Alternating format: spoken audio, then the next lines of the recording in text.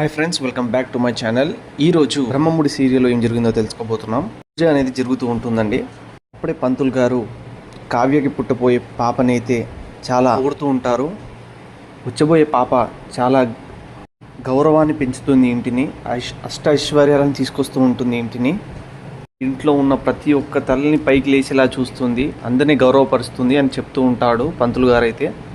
ఇది విన్న అందరైతే చాలా సంతోషపడుతుంటాడు. అప్పుడే రాజు అయితే, నేను చెప్పాను కదా నాకు ఆడపిల్లే పుడుతుంది, నాకు అష్టలక్ష్మి వస్తుందని అని అందరితో అంటూ ఉంటాడు. ఈ మాటలు విన్నప్పుడు చాలా సంతోషపడుతుంటారు. అదే టైంలో రుద్రాని అయితే, పుట్టబోయే ఆ పాప గురించి కాదు పూజారి గారు, పుట్టిన నా మనవరాలు యొక్క జాతకం చెప్పండి అని చెప్తూ ఉంటుంది రుద్రాని అయితే. అప్పుడే పక్కన ఉన్న ప్రకాష్ అయితే, దాని గురించి పంతులు దాకా ఎందుకమ్మా, నేనున్నాను కదా, నేను చెప్పలేను ఆ జాతకం, చెప్పు నేనే చెప్తాను ఆ జాతకం.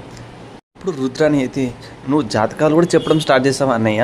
అప్పుడే ప్రకాష్ అయితే, నీతో తిరిగితేనే జీవితాలు కూల్చే వాళ్ళు అవుతారు, అలాంటిది నీ పెంపకంలో పెడితే జీవితాలు కట్టేది ఎట్లవుతుంది, కూల్చేది అవుతుంది అని ప్రకాష్ అంటూ ఉంటాడు.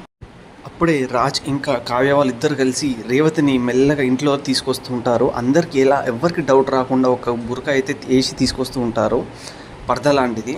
అయితే అందరు చూడగానే ఎవరు ఇల్లు, ఎవరు తిను, కొత్తగా ఉంది, కొత్తగా పరదా వేసుకొని వచ్చింది ఇంట్లోకి అని అంటూ ఉంటే, మన స్వరాజ్ వాళ్ళ అమ్మగారు అని అంటూ ఉంటే అందరు షాక్ అయిపోతూ ఉంటారు. అప్పుడే ధాన్యలక్ష్మి అయితే ఒక క్వశ్చన్ అడుగుతుంది, అదేంటి అయినా ముసుకేంటి ఇంట్లోకి పండగ వచ్చినప్పుడు, ఆ ముసుకేంటి అంటే కావ్య ఇంకా రాజు కలిసి, అప్పుడే రాజు వచ్చేసి, అది వాళ్ళ ఆచారం పిన్ని, అది అలానే వేసుకోవాలి ఫెస్టివల్స్ బయటికి వచ్చినప్పుడు అని అంటూ ఉంటాడు. అప్పుడే రుద్రానికి ఎందుకో డౌట్ వచ్చి ఆమెను టెస్ట్ చేస్తూ ఉంటుంది. అప్పుడే రుద్రాని అయితే, మీ పేరేంటి అమ్మాయి అంటుంటే, అప్పుడే తను లోపల ఉన్న రేవతి అయితే ఒక మాట చెప్పడానికి పోతున్నప్పుడు అప్పుడే మెల్లగా రాజు అయితే కవర్ చేస్తుంటాడు, రాధా అని అంటూ ఉంటాడు. అదే టైంలో నెక్స్ట్ రుద్రాని అయితే, మీ హస్బెండ్ గారి పేరేంటి అమ్మాయి అంటే, అప్పుడే రాజు వచ్చేసి కృష్ణ అని అంటూ ఉంటాడు. అప్పుడే రుద్రాని అయితే డౌట్ పుట్టి, అదేంది నేను తనని అడుగుతుంటే నువ్వెందుకు చెప్తున్నావు ఆన్సర్ అంటూ ఉంటే, ఇంకా అందరూ కలిసి మెల్లగా తన భర్త దగ్గరకు వచ్చి తీయడానికి ట్రై చేస్తూ ఉంటారు. ఈ మాట